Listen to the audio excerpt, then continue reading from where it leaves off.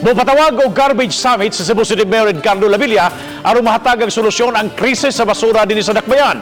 Kaganihay ang gipatawag ang tanang mga barangay captains aron tutukan ang problema. Ani ang report. Human sa unang massive clean-up sa kasapaan ni Antong Sabado, di nakuha ang tunito nila ng mga basura. Giatubang ni Mayor Edgardo Lavilla ang mga kapitan sa 80 ka mga barangay sa syudad aron masigurong mapadayon ang programa. Gipahibaw sa mayor nga mohatag ang syudad og laing tag 5 milyones ka pesos kada barangay alang sa paghipo sa mga basura pinaagi sa mga garbage truck.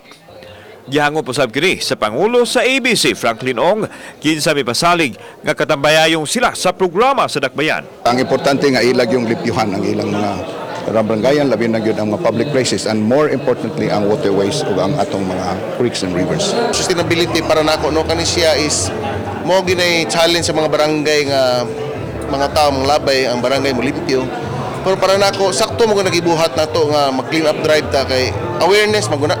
Dili lang ang mga kapitan kundi ang mga mulupyo giawhag sa mayor nga seryosohon ang pagsulbad sa problema. Samtang iprayag ni Kapitan Dennis Tabar sa Barangay Banilad ang ilang sentimiento nunod sa pagwagtang sa mga service frontliners sa barangay nga mauntay i-deputize sa pag-issue og citation sa mga malapason. Tabangan ang barangay pagpanako, pagbadlong. Usa mo pagdakop sa barangay nga among mga barangay environment officer gipangtaktak naman nila. Wa man nila pulihi. Ug mobadlong ang barangay gideputize di mi. Samtang usa ka garbage summit ang gikanakdang ipatawag sa Cebu City nunod sa krisis sa basura. For so many years, it's like there was a long government neglect and we have to do something about it. Kauban si John Solon, ako si Alan Domingo. Balitang Bisdak.